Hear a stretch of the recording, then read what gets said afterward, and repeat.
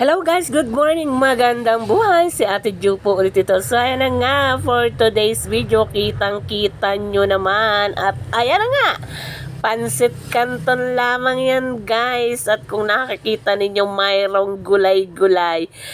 Ayan, minadji ko lang naman guys ang 2 pirasong pansit canton na nabibili sa tindahan.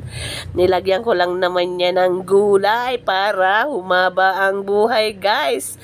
Kanina pa nga ako nag-aantay kay Kuya Lito guys. Yung naghatid lamang naman siya ng aming estudyante. Ay napakatagal dumating. Ang inaalala ko guys, yung pansit canton na niluto ko.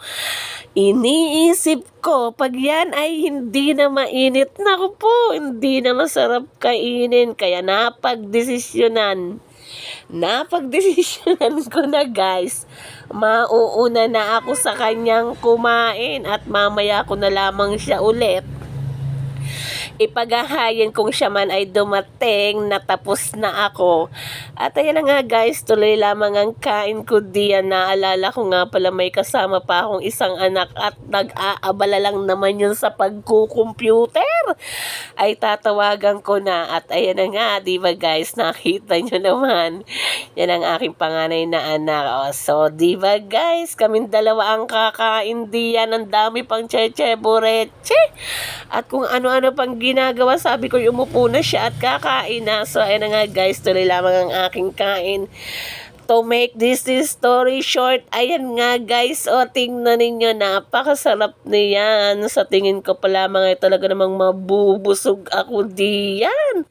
Iniisip ko guys, abang ako'y kumakain, si Kuya Lito ninyong kalbo, bakit hindi pa nadating? At ayan na nga guys, habang kami kumakain ng aking anak, nagkukwentuhan kami dyan. Inaantay pa rin namin si Kuya Litong kalbo't hindi ko nga talaga alam. Wala akong idea kung bakit nagtatagal, ay naghatid lang naman sa aming bunsong anak sa school.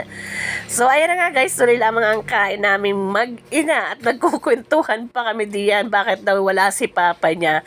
Sabi ko, yayaan mo na yun, mamaya na lamang siya kakain kasi mas masarap kainin itong pansit canton. Aminin natin guys, mas masarap kumain na mainit pa ang kinakain. At eto na nga guys, pagkatapos nag-fast forward na nga ako, ayan na, dumating na ang kalbo at may chinichika siya sa akin. Meron daw siyang ginawa at ayan, sabi ko nga sa inyo, sisirmunan ko sana, kaya lamang mukhang nakita ko ay gutom na, kaya naglaylo na lamang ako diyan. At ayan, sabi ko, kumain ka na papa. Iniisip ko sana yung sermonan, pero hindi ko na sermonan kasi nag-good Samaritan siya. Hindi ko na lamang ikukwento kung bakit, basta siya ay napagod. So anyway guys, that's it for today's video. Kung nagustuhan nyo ang video na to, please don't forget to like, comment, and share. Bye guys!